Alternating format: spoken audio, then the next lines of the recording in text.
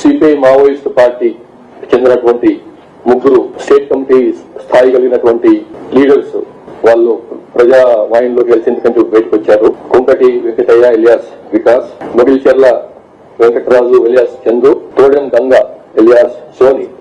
ఈ ముగ్గురు state committee member rank ఉన్నటువంటి వారు ముగ్గురు ఈ రోజు మావోయిస్ట్ పార్టీ నుంచి బయటకు వచ్చి ప్రజావాహినిలో కలిసిపోతున్నారు. అనారోగ్య కారణాల వలన పార్టీలో కొనసాగలేక ప్రభుత్వం యొక్క పిలుపుని అందుకొని పోలీస్ శాఖ చేస్తున్నటువంటి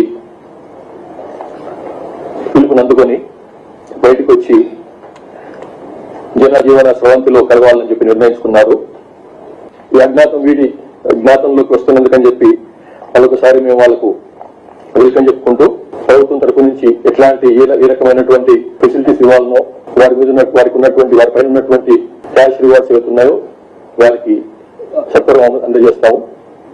అట్లాగే ఈ అవకాశాన్ని తీసుకొని మిగిలిన వాళ్ళు కూడా నాయకత్వ స్థాయిలో ఉన్న వాళ్ళు కానీ కింది స్థాయిలో ఉన్న వాళ్ళు కానీ ప్రభుత్వ పిలుపుని అందుకొని పోలీసుల పిలుపుని అందుకొని బయటకు వస్తారని చెప్పి